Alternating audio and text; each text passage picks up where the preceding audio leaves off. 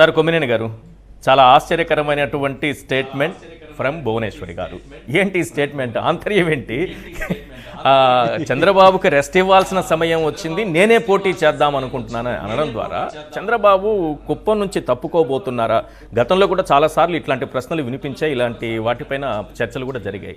ఇప్పుడు ఆమె మాట ద్వారా ఏమర్థం అవుతుంది అంటే, ఇక్కడ పాయింట్ ఏంటంటే ఎవరు మీరు నేను అనుకోవటం వేరు, లేదా బయట ఉన్నవాళ్ళు అనుకోవటం వేరు. కానీ స్వయంగా ఒక మాజీ ముఖ్యమంత్రి భార్య, ఒక పార్టీ అధ్యక్షుడి భార్య, రేపు మళ్ళీ నేను గెలిస్తే ముఖ్యమంత్రిని అవుతాను అని చెప్పుకుంటున్నటువంటి వ్యక్తి భార్యే డైరెక్ట్గా రెస్ట్ తీసుకుంటారు అని చెప్పడం ద్వారా ఖచ్చితంగా సంథింగ్ రాంగ్. ఏ ముఖ్యమంత్రి భార్య అని అట్లా చెప్తారా?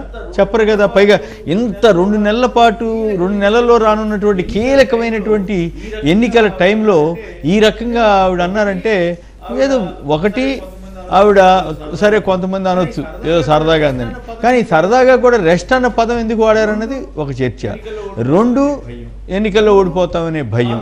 3 ఆమె వ్యూహాత్మకంగా ఆయన తప్పుకోవడం కోసం ఈవిడ్ని అట్లా ఒక మాట అని ఫీడ్బ్యాక్ తీసుకుని ఏదన్నా కుప్పంలో ఏమైనా సానుభూతి వస్తుందా, లేదు చంద్రబాబు గారు మీరే చేయాలని ఏమన్నా అనిపించుకుంటారా, ఇవన్నీ చాలా ఉన్నాయి. కానీ ఈ మధ్యకాలంలో మీరు గమనిస్తే చాలాసార్లు ఆయన కుప్పం వెళ్ళొస్తున్నారు. గతంలో ఎప్పుడు ఇన్నిసార్లు వెళ్ళాల, కానీ ఇప్పుడు వెళ్తున్నారు.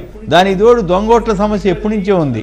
ఎందుకంటే గుడిపల్లి, అలాగే శాంతిపురం, ఇక కొన్ని రామకుప్పం, ఇట్లాంటివి కొన్ని మండలాలు ఉన్నాయి. ఆ పేర్లు నాకు కరెక్ట్ గుర్తులేదు, కానీ అక్కడ అచ్చంగా తమిళ, కన్నడ ఓటర్లు ఎక్కువ మంది అవుట్ సైడర్స్, మన స్టేట్ కాని వాళ్ళు కూడా అక్కడ కొంతమందితోటి బోగస్ ఓట్లు చేర్పించారనేది అభియోగం. ఎందుకంటే ఇప్పుడు భరత్ గారి తండ్రి చంద్రమౌళి గారు నాకు బాగా తెలుసు.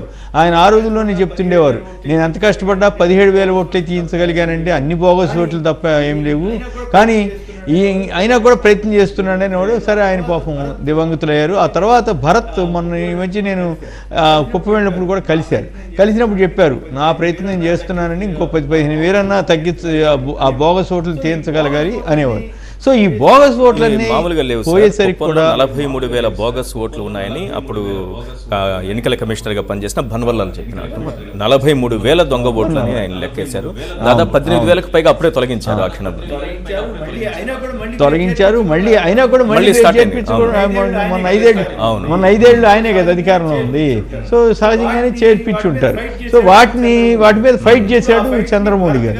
ఇప్పుడు ఆ ఫైట్ ని భరత్ గారు కంటిన్యూ చేశారు. భరత్ అంటే ఇప్పుడు మన ఎమ్మెల్సీ.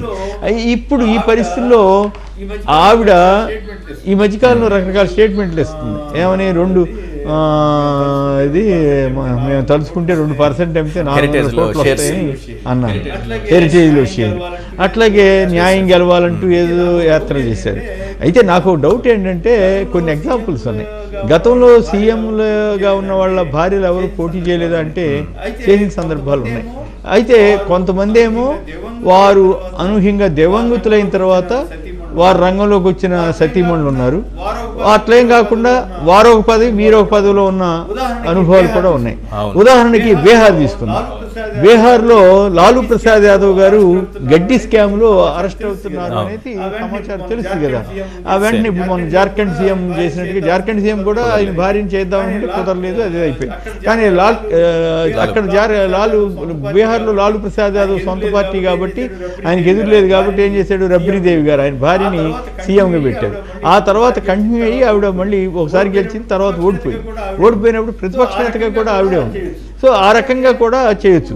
అట్లాగే ఇప్పుడు భువనేశ్వర్ గారు ఒక కీలకమైన వ్యాఖ్య చేశారు. కోరిక అన్న పదం వాడారు. తనకి కోరిక కలిగింది అన్నారు. కోరిక కలిగిందంటే సహజంగానే రాజకీయాల మీద ఆసక్తి కలుగుతున్నట్లు అర్థం. న్యాయం అబద్ధాలు ఎట్లా ఆడాలో, ఎట్లా చనిపోయినా కూడా మన అకౌంట్లో ఎట్లా వేసుకోవాలో, ఇవన్నీ ఆవిడ కొత్తగా నిజం గెలవాలో న్యాయం గెలవాలో ఇట్లా తిరిగింది కదా. కొన్నాళ్ళు మానేసింది, మీ బొట్టాళ్ళు గొడవ చేసి ఇంకేమైనా మానేసింది సరికి మళ్ళీ సచ్చినట్టు బయలుదేరారు. సరే, అబద్ధాలు చంద్రబాబు గారి జత కాబట్టి ఇక మనం చెప్పక్కర్లా. కానీ అదొక ఎగ్జాంపుల్. ఏది, ఈవిడ జస్ట్ లైక్ రబ్రీదేవి లాగా ఈవిడ ఇప్పుడు చంద్రబాబు గారు ఆల్రెడీ ఒక కేసులో జైలుకి వెళ్ళారు కదా. సో ఈ నేపథ్యంలో ఒకవేళ ఎందుకైనా నమ్మిందని అనుకుంటున్నారా, లేదు ఓడిపోతామనే భయంతో ఇంకోటి ఆయన పెనమలూరు ఎక్కడికో వస్తాడనేది ఒక టాక్ ఉంది. నాకు 5-6 నెలల క్రితమే ఈ ప్రాంతంలో ఉన్న వాళ్ళు పెనమలూరు ప్రాంతాలకు సంబంధించిన వాళ్ళు కొంత నాతో అన్నారు, ఏమండి చంద్రబాబు గారు ఇక్కడ పోటీ చేసే అవకాశం ఉందండి అని. అదేంటంటే లేదు కొంత జరుగుతుందని జరుగుతున్నారండి అని. సో అదంతా కూడా కారణాలు కావచ్చు. మరి అటువంటిప్పుడు మంగళగిరిలో నిజంగానే రిస్క్ తీసుకుంటాడా లోకేష్ అంటే అది చెప్పలేము.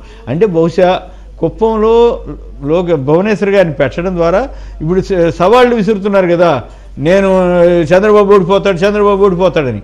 ఒకవేళ ఓడిపోయినా ప్రమాదం లేకుండా సరే దమ్ముంటే నేను కాదు నేనెందుకు మా ఆవిడే గెలుస్తుంది అని ఊరికి అట్లా ఆయన భయంతో తప్పుకొని భార్యను నిలబెడుతున్నారనే ప్రచారం అంటే కాదు వాళ్ళకి ఒక అడ్వాంటేజ్ ఏంటంటే ఈనాడు, ఆంధ్రజ్యోతి, ఎల్లో ఇట్లాంటివన్నీ ఉన్నాయి కదా, కొట్టేస్తారు. అవన్నీ తర్వాత ఎలక్షన్ అయిన తర్వాత కదా, ఈ లోపు వాళ్ళు ఎవరు మాట్లాడతారు, వీళ్ళు ఈ లోపే ఇంకేముందని ఇప్పుడు ఈ మాట ఉంది. మరి ఈనాడులో వచ్చిందా వార్త? నాకైతే టీవీలో వచ్చినట్టు కనపడలా. మరి మిగతా కాదు, రేపు పేపర్లో అసలే రాదు బహుశా. వాళ్ళంతా చాలా జాగ్రత్తగా కవర్ చేసేస్తున్నారు. అది వాళ్ళ గొప్పతనం. ఎందుకంటే ఇప్పుడు జగన్ గారు ఒక మాట అన్నారు, నేను ఇన్ని బ్రహ్మాండంగా విద్యా సంస్కరణ చేశాను, ఇంత చేసిన తర్వాత ఇవన్నీ నాకు చాలా సంతృప్తినిచ్చినాయి, ఇప్పుడు ఎవరైనా దిగిపోమన్నా దిగిపోతానని మామూలుగా ఒక చిన్న మాట అంటేనే ఇంకేముంది జగన్ ఓడిపోతానన్నాడని చెప్పి ఒక దిక్కుమాలిన ప్రచారం చేసి నానా గందరగోళం చేసిన వాళ్ళు ఇప్పుడు భువనేశ్వర్ ఏకంగా అసలు రెస్ట్ తీసుకోమని చెప్తా ఉంది. రెస్ట్ తీసుకోమని అది పైగా ఎవరు చెప్పింది? భార్య చెబుతుందంటే ఏదో డౌట్ ఉన్నట్టే కదా. అంటే ఓటమి భయం అన్నా కావాలి, లేదా ఆయనకి ఆరోగ్య సమస్య అన్నా కావాలి. ఆరోగ్య సమస్య అంటే హైకోర్టులో తప్పుడు సర్టిఫికేట్ పెట్టి బెయిల్ పొందారు కదా, ఆ బెయిల్ సంగతి ఎట్లా ఉన్నప్పటికి కూడా ఈయన రంకిలేసి తిరుగుతున్నాను అంటున్నాడు కదా, నువ్వు రంకిలేసి తిరగొద్దా బాబు, ఎందుకు వచ్చిన రెస్ట్ తీసుకో అని చెప్పడం అన్నా అవ్వాలి. సో ఈ రకంగా ఒకవేళ నిజంగానే భువనేశ్వర్ పోటీ చేస్తే అదొక ట్విస్ట్ అవుతుంది. ఇంకోటి ఏంటంటే బీజేపీ ఒక కండిషన్ ఏమైనా పెట్టిందా అని ఒక టాక్ వచ్చింది, నువ్వు అసలు పోటీ చేయొద్దు, నువ్వు ఎంపీగా చేయాలండి, అప్పుడు ఒకవేళ గెలిస్తే అప్పుడు మేము చూసుకుంటాం అన్నారని. అది కూడా రకరకాల చర్చలు జరుగుతున్నాయి. ఇంకో ఇంట్రెస్టింగ్ థింగ్ ఏంటంటే నేదురుమల్లి జనార్దన్ రెడ్డి గారిని ముఖ్యమంత్రిగా ఉండేవారు. ఆ తర్వాత ఆయన సరే పదవి పోయిన తర్వాత కొంతకాలం ఉన్నారు, ఆయన ఎంపీగా వెళ్ళారు. బాపట్ల, నరసరావుపేట, విశాఖపట్నం ఈ 3 చోట్ల ఆయన పోటీ చేశారు. ఆ టైంలో 2004లో ఆయన భార్య నేదురుమల్లి రాజ్యలక్ష్మి గారు, ఆమె వెంకటగిరి నుంచి పోటీ చేశారు.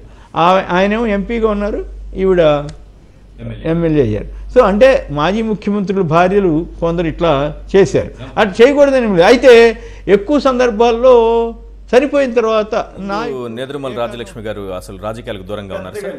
పెద్దగా యాక్టివ్ కాదు, బట్ అక్కడ లోకల్గా నియోజకవర్గంలో అక్కడ చేసి ఉండేవాళ్ళు. ఇప్పుడు వైఎస్ రాజశేఖర రెడ్డి గారు అనూహ్యంగా మరణించిన తర్వాత ఏకగ్రీవంగా విజయమ్మ గారిని ఎన్నుకున్నారు. ఆ తర్వాత మళ్ళీ రాజీనామా చేసి మళ్ళీ ఇంకోసారి ఎలక్ట్ అయ్యారు. సో ఇట్లా కొన్ని అట్లా దామోదర సంజయ్ గారు ఆయన చనిపోయిన తర్వాత ఆయన భార్య కృష్ణవేణి గారు అని ఉండేవారు. ఆమె ఎమ్మెల్సీగా ఎన్నికై తర్వాత కొద్ది కాలం మంత్రిగా కూడా చేశారు. సో ఇట్లాంటి సందర్భాలు వస్తుంటాయి. కానీ ఈ సందర్భం వేరు. ఈయన చంద్రబాబు గారు ఏంటి ఒక రాజకీయ పార్టీకి అధ్యక్షుడు, ఆయన 74 ఏళ్ల వయసులో ఉన్నారు. ఎవరైనా ముసలాయన అంటే నన్ను ముసలాయన అంటావా అని ఆయన అంటాడు, మా నాన్న ఇట్లా అవమానిస్తావా అని కొడుకు అంటాడు. కానీ సరే కోర్టులో మాత్రం ముసలాయనని ఒప్పుకుంటారు, అది వేరే విషయం. చివరికి ఇప్పుడు భార్య గారు కూడా అవును మా ఆయన ముసలాయన అయిపోయాడు, రెస్ట్ తీసుకోవాలన్నట్టుగా మాట్లాడారు.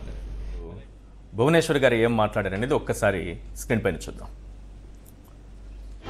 చంద్రబాబు నాయుడు గారు 35 ఏళ్ళ నుంచి మీరు ఆ నమ్మకంతో ఆయన ఎమ్మెల్యేగా చేశారు, అవునా కాదా? ఇప్పుడు నాకు ఒక కోరిక కలిగింది, ఆయన్ని కొంచెం రెస్ట్ తీసుకోమని నేను నుంచుందాం అనుకుంటున్నాను. అదే అందరు చేతులైతే నేను నాకు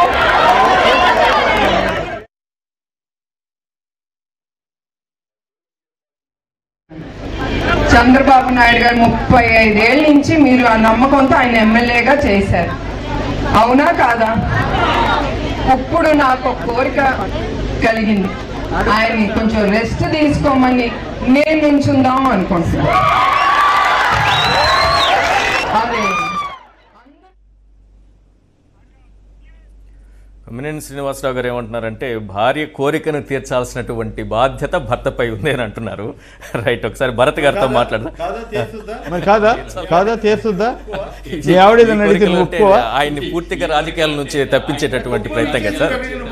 కుప్పం ఇచ్చేసి నువ్వు ఆయన తప్పుకోవాలని ఎక్కడ ఆలోచన కదా ఆయనకు ఉండాలి కదా first. కుప్పంలో ఒకవేళ గెలుస్తా 2 పాయింట్లు ఉన్నాయి. ఒకటి ఆవిడ ఓడిపోతారని అనుమానం, 2 భారీ కోరిక తీరుస్తున్నానని చెప్పొచ్చు.